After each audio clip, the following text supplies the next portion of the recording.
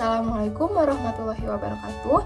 Perkenalkan, saya Agil Amalia Putri. Di sini saya akan menjelaskan tentang sistem tata surya. Tata surya merupakan kumpulan benda langit yang terdiri atas matahari dan semua objek yang berputar mengelilinginya, termasuk 8 buah planet yang sudah diketahui dengan orbit berbentuk elips, 5 planet kecil, 173 satelit alami yang telah diidentifikasi, dan jutaan benda langit seperti meteor, asteroid, komet, dan lainnya. Semua objek ini berputar di sekitar matahari karena adanya gaya tarik gravitasi. Tata surya sebagai sistem antariksa yang saling terikat, gravitasi di mana terdapat matahari dan benda-benda langit yang mengitarinya secara langsung maupun tidak langsung. Tahukah kamu, antara bumi dan matahari terdapat jarak dengan rata-rata 149.600.000 km. Jarak tersebut sendiri membuat cahaya matahari membutuhkan waktu 8,3 menit untuk sampai ke permukaan bumi. Selanjutnya, kita akan membahas definisi terbentuknya tata surya menurut ahli. Yang pertama ada teori planetesimal oleh ahli geologi Thomas C. Chamberlain dan astronom Forrest Moulton. Menurut hasil penelitian para ahli ini, tata surya terbentuk karena adanya benda langit lain yang lewat cukup dekat dengan matahari pada saat awal pembentukan matahari. Akibat dari kedekatan benda langit tersebut dengan matahari mengakibatkan adanya tonjolan pada permukaan matahari. Dengan adanya bantuan bintang yang dekat dengan matahari akan memberikan efek gravitasi sehingga terbentuknya dua lengan spiral yang memanjang pada matahari.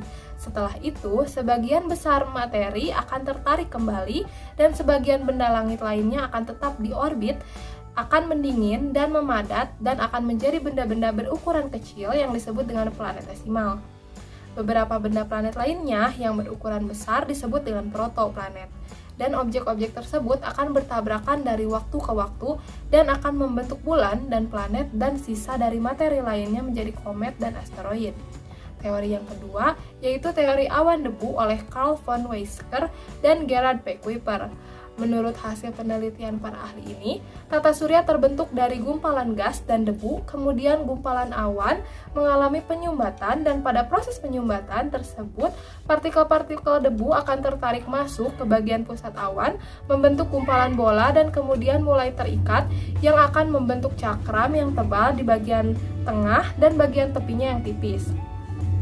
Lalu, partikel-partikel di bagian tengah cakram akan saling menekan dan kemudian menimbulkan panas dan berpijar, dan bagian inilah yang akan menjadi matahari. Sementara itu, bagian yang luar akan berputar sangat cepat sehingga akan terpecah-pecah membentuk gumpalan yang lebih kecil, dan gumpalan kecil ini akan terikat dan kemudian membeku yang akan menjadi planet-planet. Teori yang ketiga yaitu teori nebul oleh Immanuel Kant dan Pierre-Simon de Laplace. Menurut hasil penelitian para ahli ini, tata surya melalui proses yaitu matahari dan planet berasal dari kabut yang berpijar yang terikat di dalam jagat raya. Karena berupa kabut yang berbentuk bulat seperti bola yang besar, dan jika semakin bola itu mengecil, akan semakin cepat putarannya.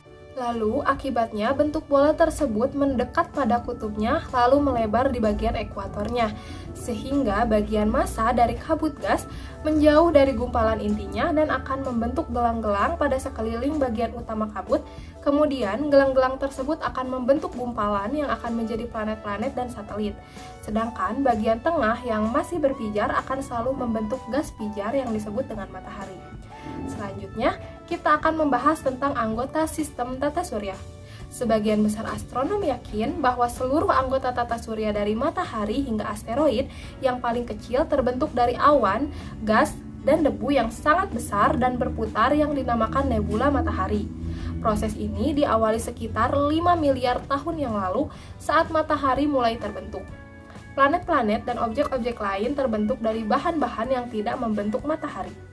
Sekitar 500 juta tahun kemudian, ketika pembentukan tata surya hampir selesai, hanya 0,002% nebula matahari yang tertinggal, selebihnya terlempar ke angkasa luar. Sistem tata surya memiliki banyak benda-benda langit yang mengelilingi tata surya.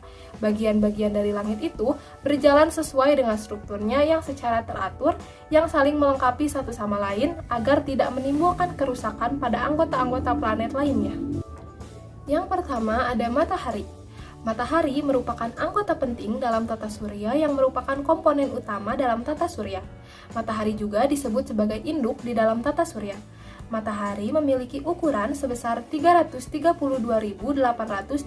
massa bumi. Dengan memiliki ukuran massa yang besar ini menimbulkan kepadatan inti yang besar agar bisa mendukung kesinambungan fungsi nuklir dan menimbulkan sejumlah energi yang dahsyat. Kemudian, energi ini akan dipancarkan keluar angkasa, elektromagnetik, dan termasuk spektrum magnetik. Matahari juga memiliki lapisan-lapisan, yaitu yang pertama ada bagian inti. Bagian inti adalah lapisan paling dalam pada matahari yang memiliki suhu 14 juta Kelvin, dan inti core ini merupakan tempat terjadinya reaksi nuklir yang akan menghasilkan energi yang sangat besar. Yang kedua ada fotosfer, adalah lapisan yang masih memiliki energi panas yang dahsyat yang suhunya sekitar 6000 Kelvin, yang memiliki ketebalan sekitar 300 km. Dan fotosfer merupakan bagian matahari yang dapat dilihat. Namun, kita tidak bisa selalu menatap matahari secara langsung karena dapat menimbulkan kerusakan mata.